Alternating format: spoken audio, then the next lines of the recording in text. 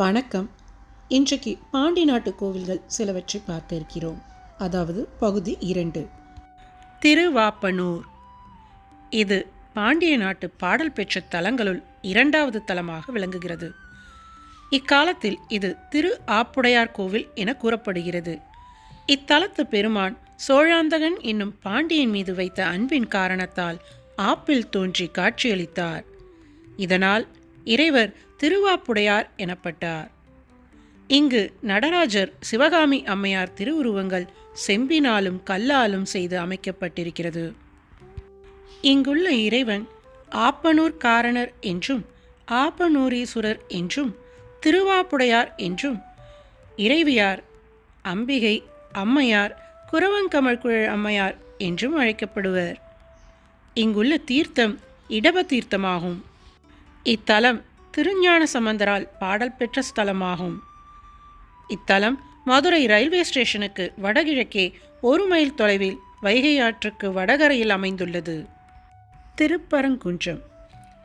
இது பாண்டிய நாட்டு பாடல் பெற்ற தலங்களுள் 3வது தலமாக விளங்குகிறது. முருகன் இங்கு இறைவனை வழிபட்ட தலம்.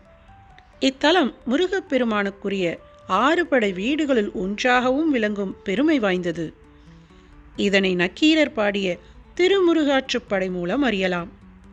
இத்தலத்திற்கு திருஞான சம்பந்தரும் சுந்தரரும் பாடிய பதிகங்கள் 2 உண்டு. முருகப்பெருமான் தெய்வானையை மணந்த இடம் இதுவே. அப்போது இறைவரும் இறைவியாரும் அவருக்கு காட்சி தந்த தலம்.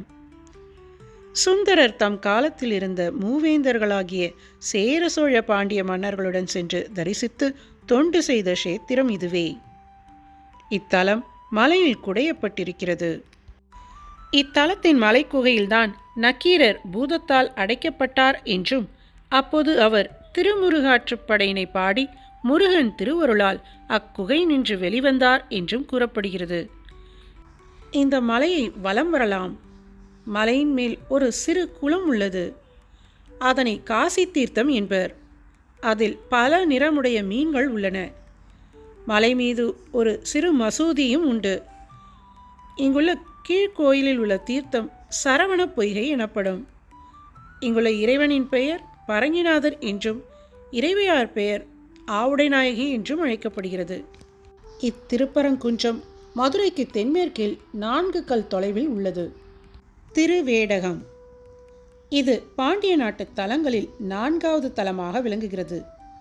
இங்கு திருஞான சம்பந்தர் சமணர்களோடு செய்த வாதங்களில் புனல் வாதமும் ஒன்று. இந்த வாதத்தின் போது சம்பந்தர் வாழ்க அந்தனர் என்னும் பதிகம் பாடி அதனை ஏட்டில் எழுதி வைகையில் இட்டார். இவ்வாறே சமணர்கள் தம் சமய பெருமையினை எழுதி வைகையில் இட்டனர். சமணர் இட்ட ஏடு ஆற்று நீர் செல்லும் வழியே சென்று இருக்கும் இடம் தெரியாமல் மறைந்தது. ஆனால் சம்பந்தர் இட்ட ஏடோ வைகை ஆற்றின் நீர் ஓட்டத்திற்கு எதிராக சென்று வைகை கரையில் தங்கிவிட்டது. இவ்வேடு தங்கிய இடமே ஏடகம் எனப்படும். திரு என்னும் அடைமொழி கொடுக்கப்பட்டு திருவேடகம் என்று அழைக்கப்படுகிறது.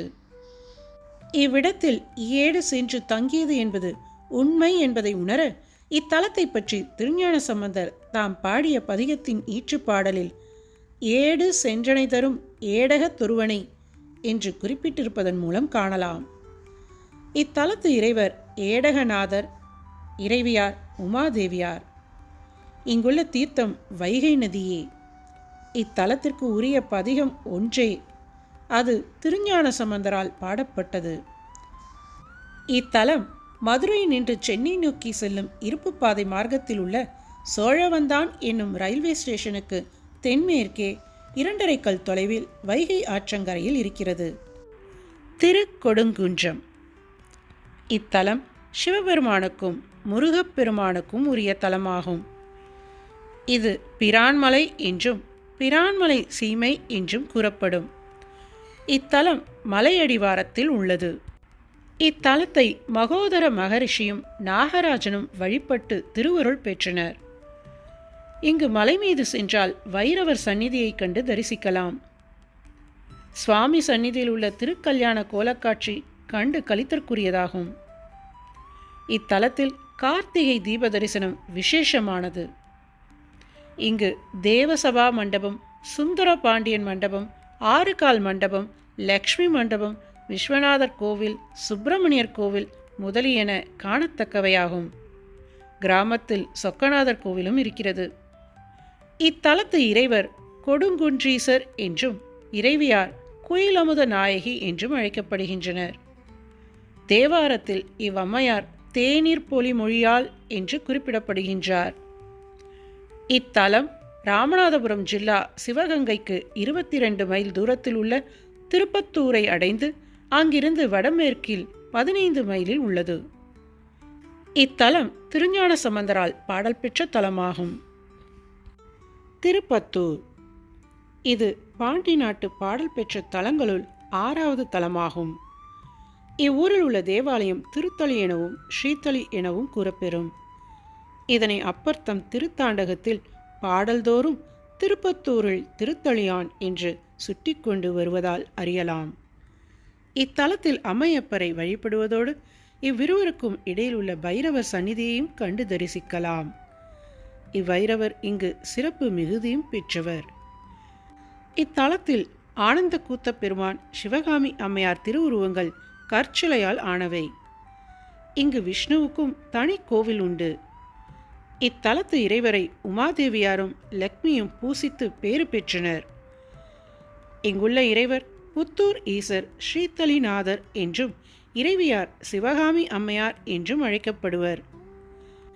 இங்குள்ள தீர்த்தம் ஸ்ரீத்தளி தீர்த்தம், சிவகங்கை கருட தீர்த்தம் என்பனவாகும். தல விருட்சம் கொன்றையாகும். இத்தலத்தை திருஞான சம்பந்தரும் அப்பரும் பாடியுள்ளனர்.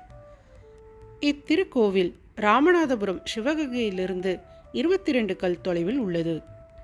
திருப்புணவாயில் இது பாண்டிய நாட்டு பாடல் பெற்ற தலங்களுள் 7வது தலமாக விளங்குகிறது. இதனை திருஞான சம்பந்தரும் சுந்தரமூர்த்தி சுவாமிகளும் பாடியுள்ளனர். இத்தலம் வேதங்களால் பூஜிக்க பெற்ற தலமாகும். இத்தலத்தில் பாண்டிய நாட்டு பாடல் பெற்ற தலங்களின் 14 மூர்த்திகளையும் ஒரு சேர கண்டு தரிசிக்கலாம். இத்தலத்து மூலலிங்கம் மிக பெரியது. கோவிலும் பெரியது. இங்குள்ள நந்தியும் பெரியது. இத்திருமேனியின் லிங்க வடிவிற்கு 3 முழ பரிவட்டமும் ஆவுடையாளுக்கு 30 முழ பரிவட்டமும் தேவை. இதனால் இந்த தலத்தில் 3 முழமும் ஒரு சுற்று, 30 முழமும் ஒரு சுற்று என்னும் ஒரு பழமொழியும் வழங்கப்பட்டு வருகிறது. இத்தலத்தின் பொந்துகளில் ஆந்தைகள் எப்போதும் குடியாக வாழ்ந்து கொண்டிருக்கும். இதனை உற்று கவனித்த சுந்தரர் பொந்தில் ஆந்தைகள் பாட்டரா புனவாயில் என்றும் பாடியுள்ளார். இது மிக பழமை வாய்ந்த தலமாகும். இதனை சுந்தரர் தம் திருவாக்கால் பழம்பதி என்றும் விருத்தபுரி என்றும் குறிப்பிடுவதால் அறிந்து கொள்ளலாம். இத்தலத்து ஊருக்கு தெற்கே பாம்பாறு ஓடுகிறது. இது சர்பநதி என்றும் அழைக்கப்படுகிறது. இத்தலத்து இறைவர் பழம்பதி நாதேஸ்வரர் என்றும் விருத்தபுரீஸ்வரர் என்றும் இங்குள்ள தேவியார் பரங்கருணை நாயகி அம்மையார் என்றும் அழைக்கப்படுவர். இத்தலத்து விருட்சங்கள் புன்னை, மகிழம் ஆகும். இங்குள்ள தீர்த்தங்கள் லக்ஷ்மி தீர்த்தம், பிரம்ம தீர்த்தம். இவை கோவிலுக்கு எதிரில் உள்ளன.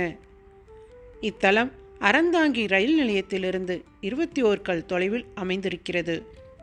ஓம் நம சிவாய.